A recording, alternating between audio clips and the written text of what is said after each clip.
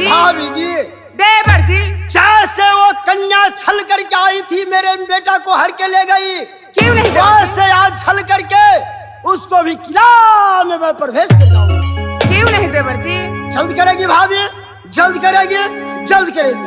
अच्छे लिए ये राजा के बेटी हो माँ आई बनल ये नठिनिया रे जान रे जान रे आई बनल ये नठिनिया रे जान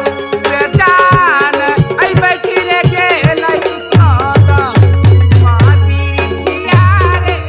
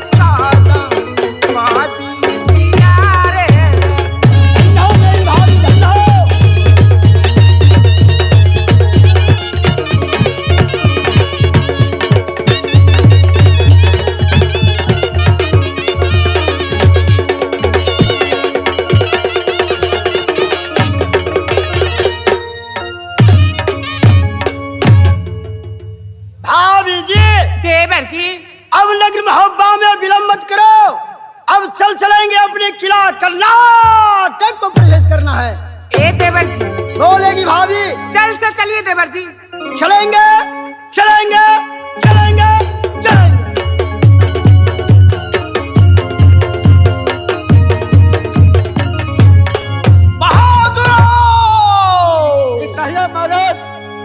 जैसे तुझे मैं बोला था, क्या कुछ पता चला? ये तो पता नहीं चला है, आगे बढ़िए। तो आज भाद्रो समय ज्यादा हो चुका, सही बात महाराज। क्योंकि सब जानते हैं जो बहन चंदा को नित्य दिन एक ही फूल से ओजन करता है। सही बात महाराज। रे हो गया सवेरा रूपना नटवरिया की लारा महाराज। रे बहानी बोला दो रूपना भैंसा जो बंगला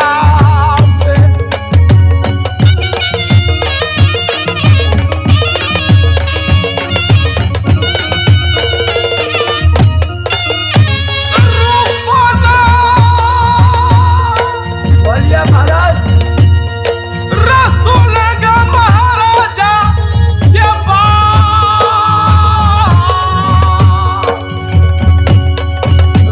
बैठा है महाराजा अपनी डाका बंगला पे।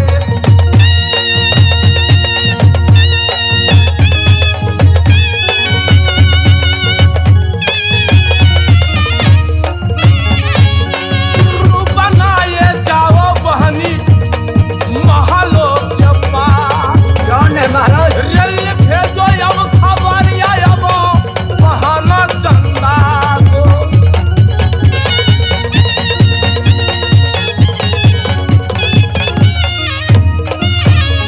भाद्रो, भैया क्योंकि नित्य दिन सूरज उदय होने से पहले जी। बहन चंदा को एक फूल से नित्य दिन ओजन करता हूँ, सही बात महाराज। क्योंकि रैये कता है चंदा बहन जो चांद बरन के। कौन है महाराज?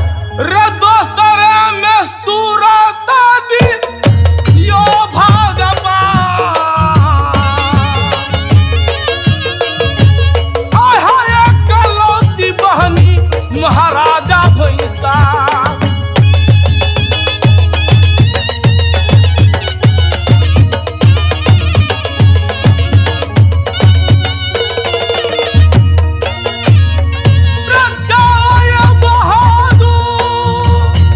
कौन है महाराज?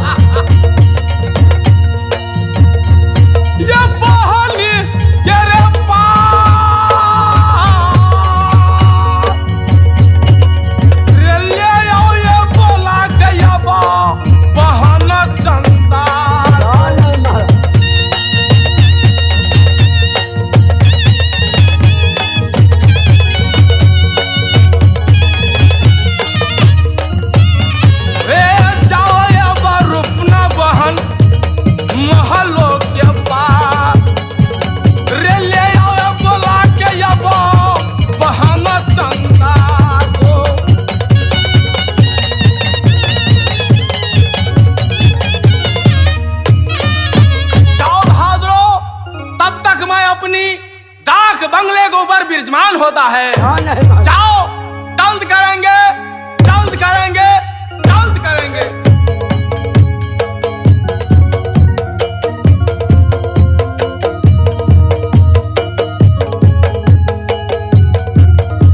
हुआ चंदा।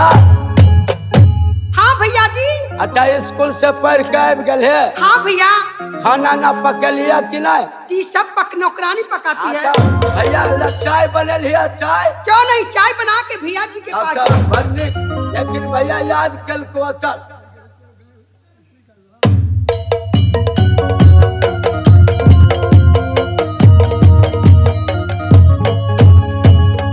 ये जी भैया जी के चरणों में बहन करती है परी।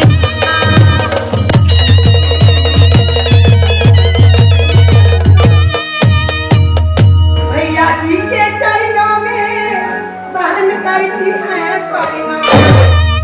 ये जी आशिक मुझे दीजिए, मैं सदा रहूं कल।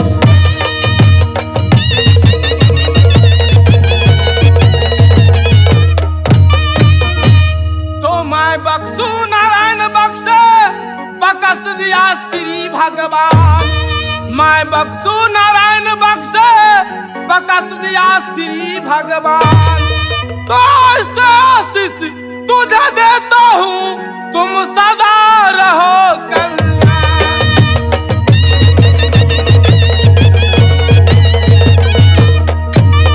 बहन चंदा, भैया जी ये मन चना चला, मनवा कुल जो देखती आपका जी के कुशला सुनाओ सहोदरी भैया जी को याद। के कुशला सुनाओ लक्ष्मीनिया भैया जो भैया को।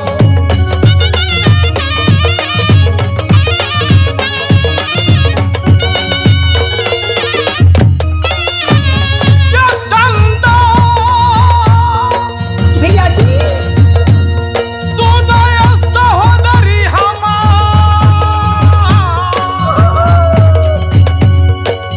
ये क्या ये जो कुशल में तुम रहती है नटवार।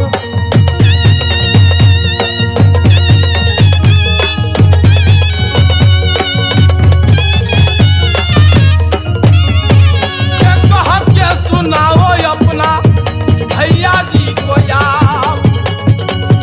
के कहेगी कुशलिया बहनी भैया जो भैंसा को।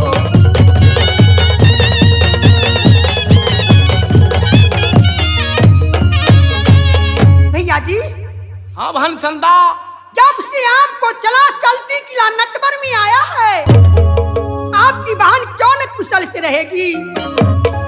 हो दो भाई के भैयारी, मेरे का बहिनी है लारी। शिवान हो ये का तो है चंदा, भैया चंदा ये बरन।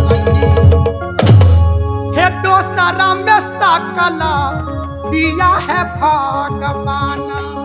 सही बात। हे ये काहे यही नाचारा से हो भैया ये बहिनी के यार।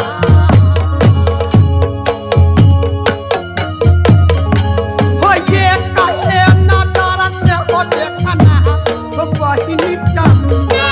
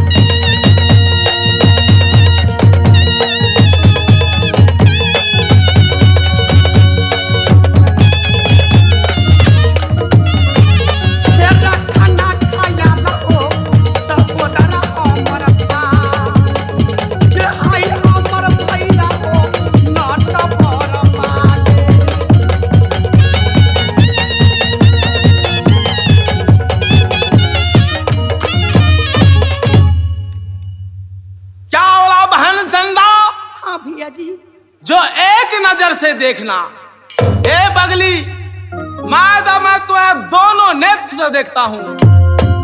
कारण क्या है? साफ साफ बताओ। भाद्रो, ठीक है महाराज। समय ज्यादा हो चुका, क्योंकि भजन के कार्यक्रम शुरू किया जाए। ठीक ठीक, अपनी धर्म कांटा ले आओ। मालिन फूल दे गया ना? दे गया महाराज। चलो वो बहन चंदा को भोजन के कार्यक्रम। ठीक ठीक, चलो फुलवारी में फूल लेके भोजन।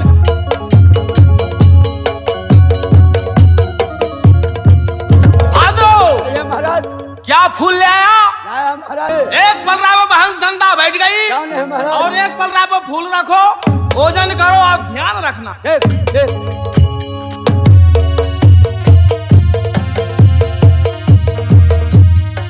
क्या महाराज? एक फूल डाले, फिर दूसरा फूल डाले, तीसरा भी डाले। कांटा वाली की फूल बढ़ गया, महाराज बढ़ गया। अब इनका कांटा झुक गया। भोर भेलै हो बालिक को कन्नर फुटलै हो। भोर भेलै हो बालिक को कन्नर फुटलै हो। अब मालिक के घर में फुटलै हो। मालिक के घर में फुटलै हो।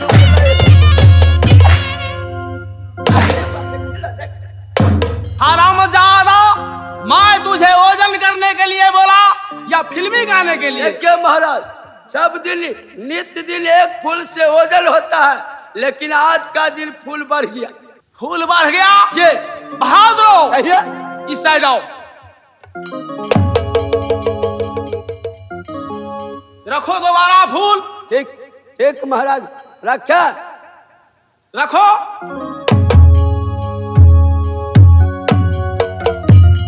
देख लीजिए गौर से।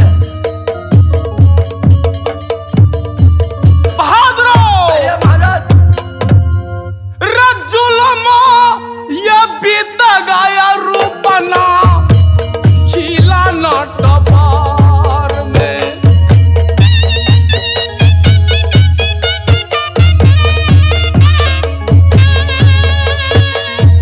कैसा न रह गया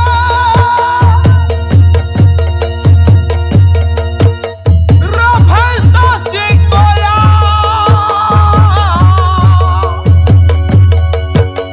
रे हो गया विपत्तिया यवा महाराजा भैंसा।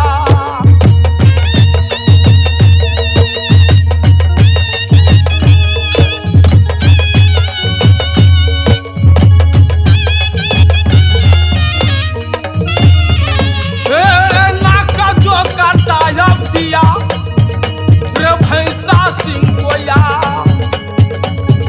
रे जुल्म जो हो गए भाई, ये परले जो पर गए।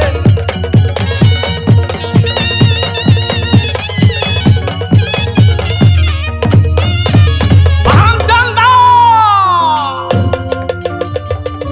भैया जी, आज मैं क्या देख रहा हूं? क्योंकि नित्य दिन एक फूल से ओजन हुआ करती थी, क्यों नहीं भैया जी? लेकिन आज जब रूपना खपास तुझे ओजन किया तो फूल पे फूल, फूल पे फूल चढ़ते हुए जा रही है। ऐसी कारण क्या है बहन चंदा? भैया जी, आप जानते ही ना, आपकी बहन शक्ति में महाशक्ति है। फिर ऐसी बात क्यों बोल रहे हैं भैया जी? महाराज एक बात कहा, बोलो रूपना। इस लेकर के अब जानते हैं मेला का समय है इंद्र पूजा का समय है। ये व्रत किया हुआ था, शाम में खाना किया, इसका वजन बढ़ गया। अच्छा, तो ये व्रत किया हुआ था, जे उससे वजन बढ़ता है? रे बेवकूफ, देखिए व्रत किया हुआ था ना। अरे पागल, तुम क्या समझो इस राजनीति के बातें? बहन चंदा, भैया जी, अब ये तुम बताओ, इसको छुपा कर रखे? भैया जी, मैं किसी को छुपा के नहीं रखी हूँ भैया जी। देखो बहन चंदा, साफ साफ बता दो भैया को, आखिर वो कौन शख्स है जो अपनी महल में तुम छुपा के रखे? भैया जी, आप मुझ पर विश्वास नहीं कर रहे हैं। मैं कोई ऐसी शख्स को छुपा के नहीं रखी हूँ। अगर कोई शख्स नहीं होता तो ये भजन आज फूल पे फूल नहीं सकता। साफ साफ बताओ, जे ऐसा कौन सा शख्स है, ऐसा किसको तुम अपनी महल में छुपा के रखे हो? भैया जी, किसी को मैं छुपा के नहीं रखी हूँ भैया जी। अच्छा, तो तुम ऐसे नहीं मानोगे। जब सीधी उंगली से घी नहीं निकलती तो थोड़ा टेढ़ा किया जाए तो घी अपने आप को आ जाएगा। या चंदा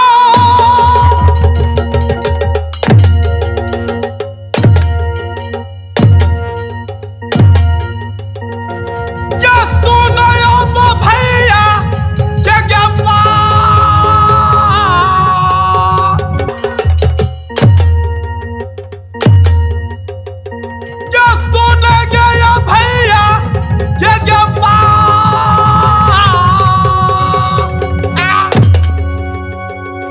ये मारो हम मिटा देबो ये चंदा खिला नटवा।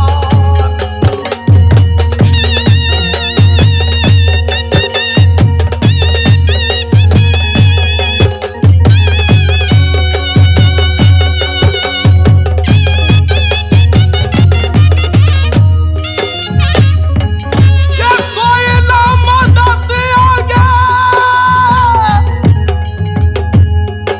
जो होगा ना टबर में।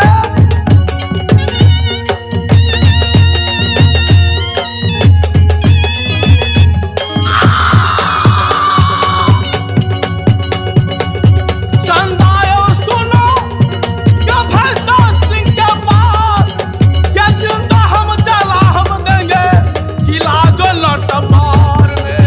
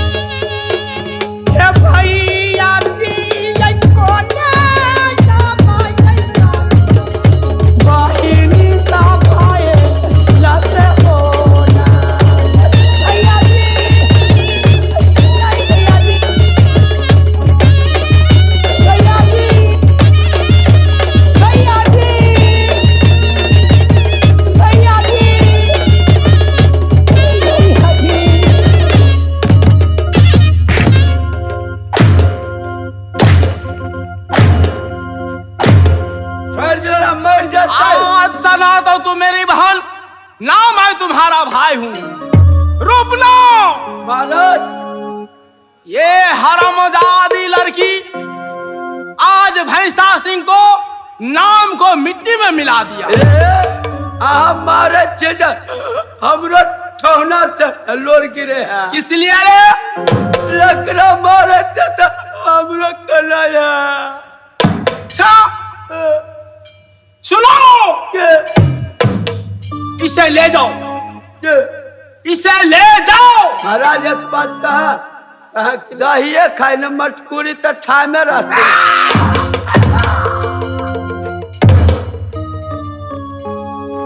अरे कफन चोर की औलाद, घर में आग लगा है, मजा ले रहा है। तो इसे ले जाओ, ले जाओ और बंद कोठली में, इसको गरम कोठली में डाल दो। जे जे गरम कोठली में डालकर अच्छा इसको कानों में शीशा डाल दो। जे अगर उससे भी नहीं मरे, जे रे सौ जो बोरा नमक के डाल दो, ये रुकना यार। नहीं महाराज रे सर के मरेगी अब गरम कोठली में।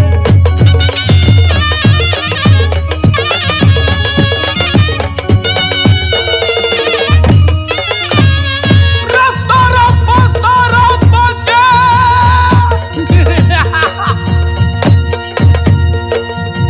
रे मरेगा गरम कोठली के नहीं महाराज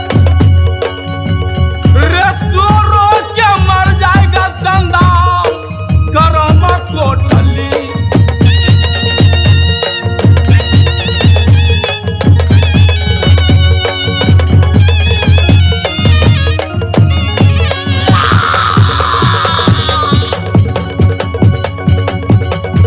रूपना ये सुनो रे भैंसा रे सिंह के पास, रे ले जाओ पकड़ के अब गरम कोठली।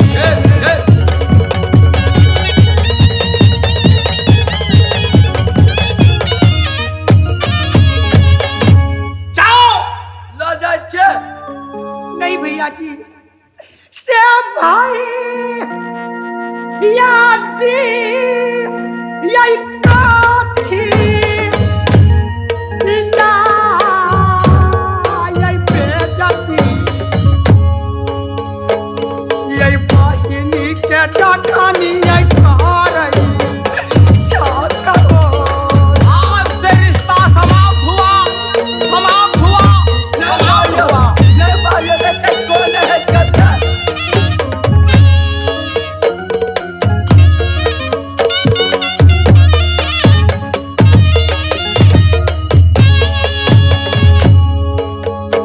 या बकैया के तू समन हो भैया, या बहिनी ला कई छाया।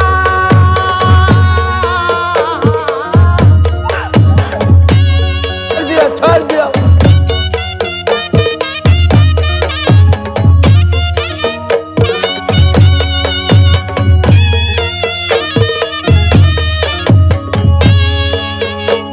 से भैया जी या जाना से तो यही मार।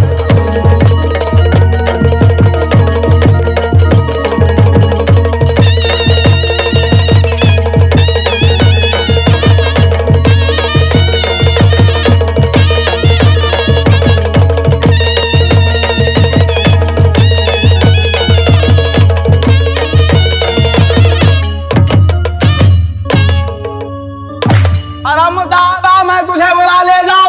ले जाए चिकिला कौन भैया, कैसी भैया गए? ले जाए छे ले जाओ। है चिकिला आ गए बाबा आ गए कोनो बात भेल है नहीं भैया, तो तू खोल के बता ना हमरा भैया जी जाओ, ले जाओ।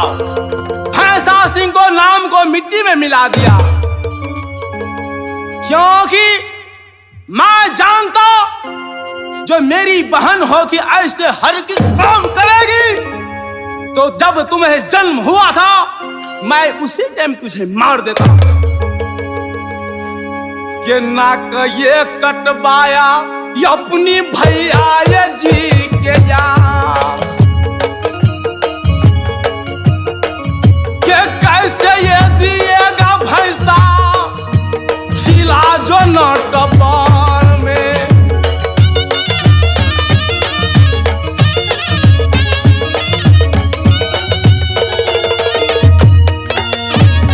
होई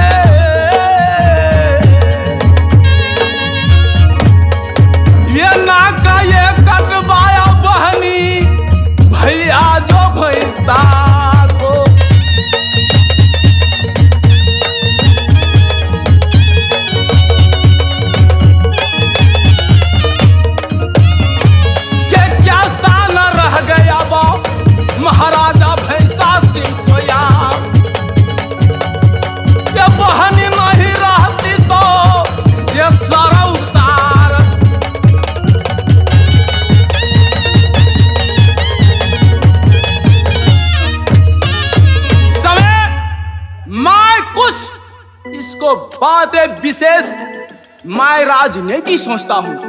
जे ऐसा कौन सा कफन चोर ही औलाद बहन बंगला के पास मैं पहले हुआ था मालूम, जिस दिन ये सपना देखा था कि एक छोटा सा बालक मुझे घसीट को पटक कर नाक में नाक डाल दिया, क्योंकि भैंसा सिंह आज तक कभी ऐसा सपना नहीं देखा था। मैं आ रहा हूं, या रहा हूं, या